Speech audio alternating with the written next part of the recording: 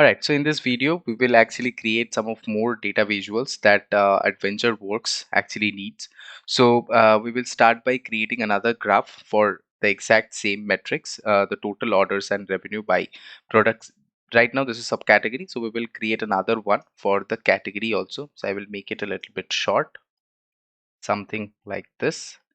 And then I will just copy paste this one only, and I will put it right here on the top. Okay, maybe let's make it a little bit smaller, and then we will make it a little bit bigger. And now on this, instead of the product subcategory name, what we will do, we will take the product category. We have a product category data. So from this product category, we will take the product category name and everything will be same. So here, okay, let me make this one also a little bit smaller. And now you can see the first graph is basically total orders by category name, and the second one is total orders by subcategory name. So I will kind of rename this a little bit because I don't really like it. I don't really like to have total revenue here because it's in the tooltip. It will be by and not category name, but by only category, or maybe we can say by product category. I will just write product category. I will copy the exact same title and I will put it here. Instead of category, here I will just make it subcategory.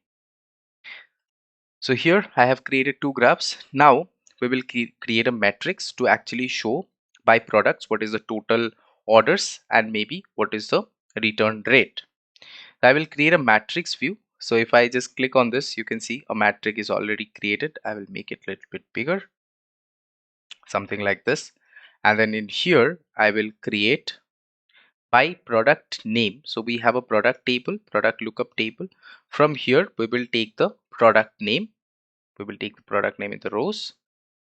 And then also we will take the subcategory in the rows, and we will take the category in the rows.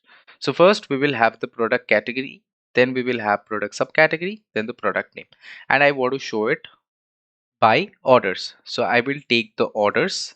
Sorry, let me click here, and then I will take the orders in the values, and I want also to take the total revenue.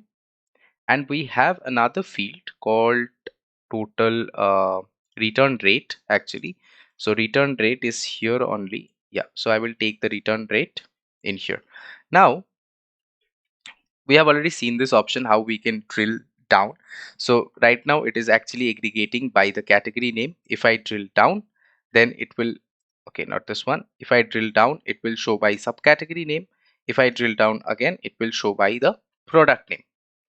Okay, now let me go back to the category, and let's say I want to drill down by this one, so that it will show it like this. By first it will show the category name, and then under category name it will show the subcategory name. Now if I click again, so under category it will show the subcategory, and under subcategory it will show the actual product name.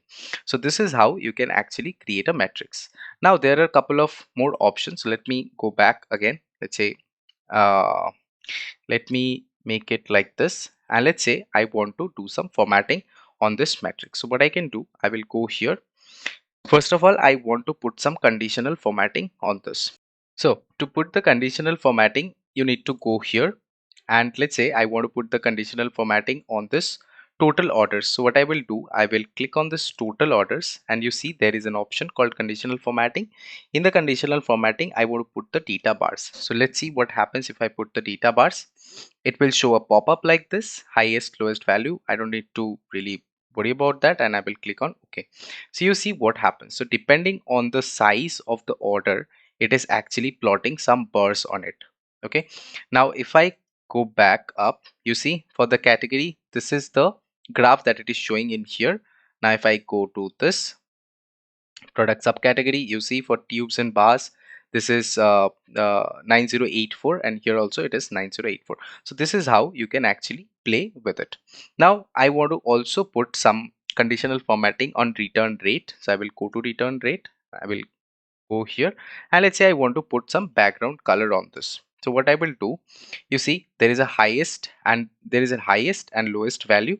I will click just OK, and let's see what happens. You see, so wherever the return rate is high, the color will be dark, and when it is low, the color will be lighter. Okay, so this is how you can actually play around with it, and there are many other options that you can go through, but I don't really like to format anything in the matrix, because whatever we get here, this is pretty much everything.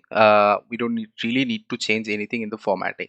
What you can do is you can change the category subcategory name, because here we are not using subcategory name, here using product subcategory. So what you can do, you can maybe change this one to product subcategory. How you can change it? So here if you see, the all the the subcategory name is in the rows. What you can do is you can change it from here itself. If you change it, so subcategory would be something like this, just to be consistent, with all the names and all, so that people won't get confused when they look at this dashboard. I will write product here, and then that's it.